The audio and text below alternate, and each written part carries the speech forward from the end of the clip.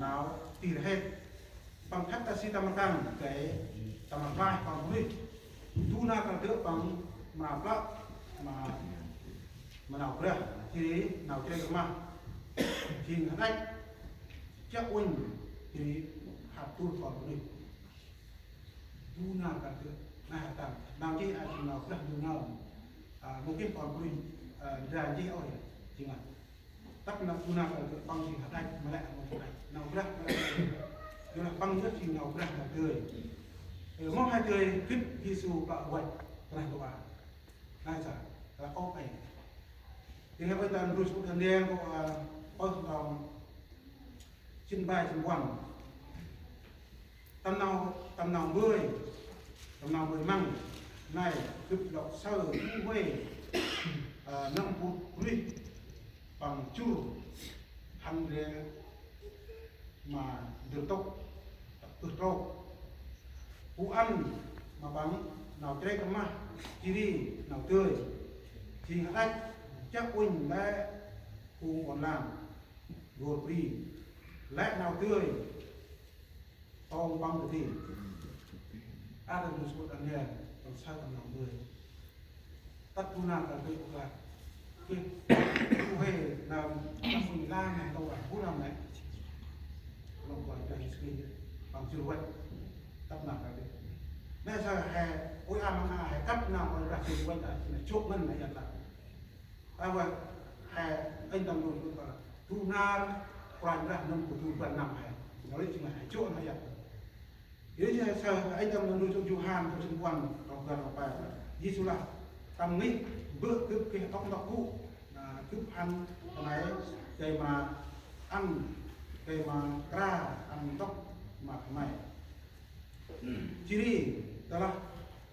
cứ hắn ra tóc mà cái máy cứ là lắc tông sóc cái máy hàn cũ kia mà cứ tóc cứ cũ mày cũng lại chỉ là đi xuống làm to giống như hàn rấp tao nào đi xin hè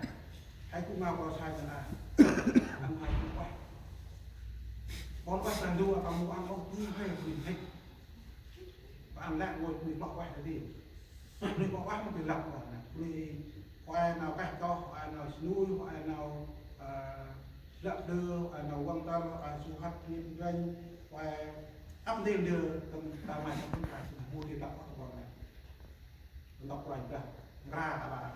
ông lọc đó sóc hè cũng đưa lên tầm lọc mà bây giờ là anh đang nuôi số can amon cũng ngoài trong chip ngoài vậy chú con băng là hồ cũng rằng đưa vào cho cái ra hay luyện trong áo ngàn bao bật đất là phải bằng chỉ là ở vùng cái này mắc bơ cái máy cũng gương tầm cao quỳ Giêsu a bằng hào lắm chỉ tầm còn quay lời ốc lát cái máy mà sao bằng lọc chút đông tầm thường mà cái máy sao bằng hào ở đây lấy cho tôi 3 năm nhé vừa và nộp cái quanh ra bằng hào sức về rồi mà bữa thằng này gương quỳnh bờ đi bằng là bạo vậy tâm nào cả tự cả hai ma cũng làm vậy hay mà sợ vừa mình bù na quanh vậy hào của tôi nó đi nào to bạn thường bắt là điều nào hàng nơm hay cấp đi spray bạo vậy là đồ tầng về nào bằng bạo vậy ta muốn biết trong hôm mà tầm bữa là nào thì bằng đam chưa bằng khách sóc ham bằng choài lại ngồi còn của mình tinh hết thì sẽ một loại là bằng tầm bài nào tầm bài nó mà hàm bằng phát tầm bữa là chỉ là bác mà nó một cái là mà ôn là mà xà ra ngồi còn của mình yếu yếu món nào đang đủ bước mà Giêsu và lọc bạn chủ là sao hai anh đồng gồm nào còn bao còn ngoài còn bao rồi hắn hòm bằng tu hàng chút rẻ mà được tốt lẽ ngôi clip mà sao bằng phu tạm đắp bằng mà sao bằng lại tất cả con nào lại tốt món này là Rồi bây giờ quay à, hôm mà tận tóc bằng hết bằng ưng hết có bằng ắt từ sau bằng quay tăng, ai thì nào quay lại bằng tao nữa. Thế tức là cái tọa là cái nào phải làm gì? Kia họ làm mỗi kia hay ra đưa một ai khách ruột sắc nào mà đưa một